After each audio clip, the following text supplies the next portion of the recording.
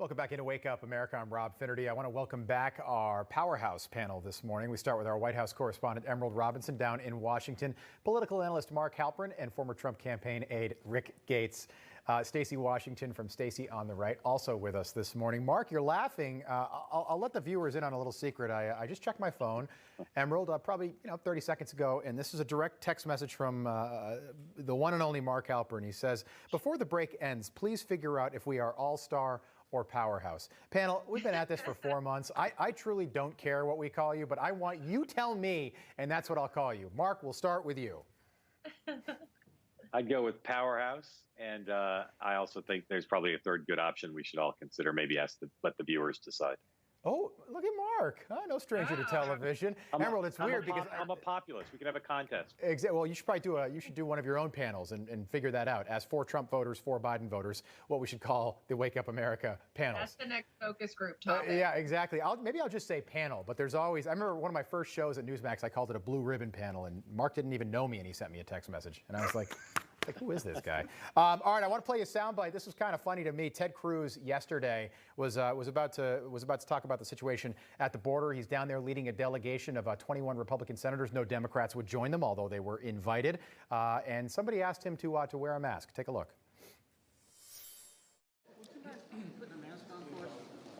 Yeah, when I'm talking to the TV camera, I'm not going to wear a mask, and all of us have been immunized. So it'd make us feel better. You're welcome to step away if you like.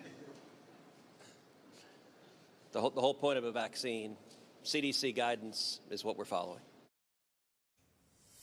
And I saw this. There was so much more going on yesterday, but here he is about to talk about a crisis at our southern border, and some activist journalist says, can you please wear a mask? Everybody in there, at least as far as the senators, have been inoculated.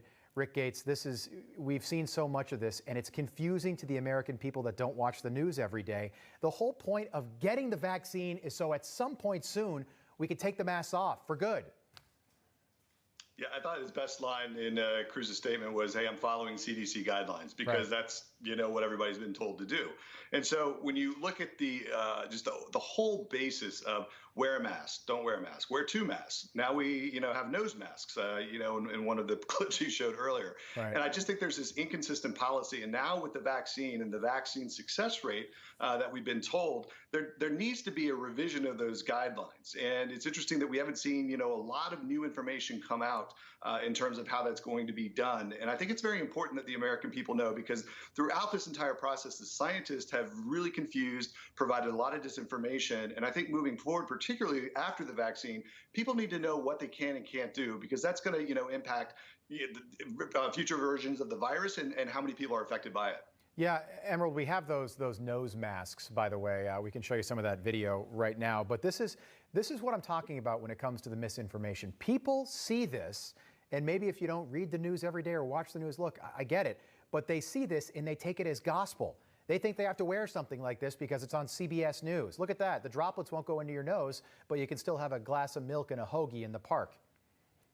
I can definitely see those masks turning into some kind of couture line, right? You have like the cat version, and well, look, I don't think that anyone should feel bad about wearing a mask if they want to, and I think that it's a free country, and if you feel like you don't need to wear a mask, then that should be your choice. And I do think that private businesses have their own say what goes. But I think that it has become just so political. Hello? That's me. Sorry, it's my producer is calling again. Why do the producers always call you during my show, our show, right? Producer. Just take it. I'll just take it. The heck with it. By the way, did you see my priority, Rob? I know. I literally, Wake Up America. I get no respect. I'm like the Rodney Dangerfield of Newsmax. Did you see my Rachel Levine piece, by the way? I did not.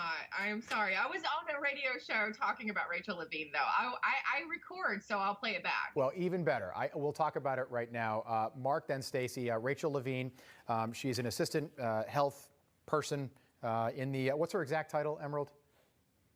She's assistant secretary. Assistant Secretary of Health. That's what they do it, right? So, but it's a minor post. The vote was split in the Senate right around party lines. Here, she's our first transgender person ever nominated and elected to, or sworn in as to a federal post.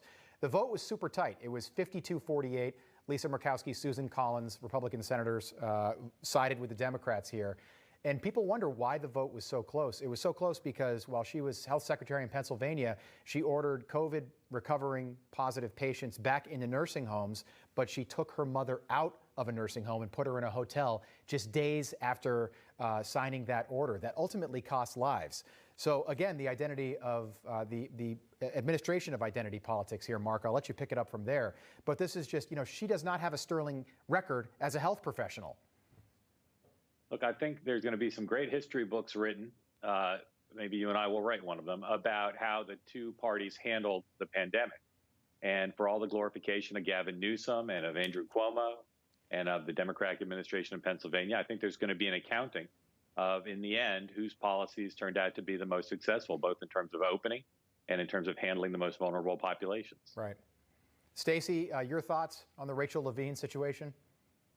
I mean, it's just another example of people who should never be elevated to political office at all, coming from a local position or a state position and gaining access to the federal power that really touches all of us. And so I'm going to have a number of issues with Rachel Levine as a public policy person or someone who would be in charge of anything, let alone health care.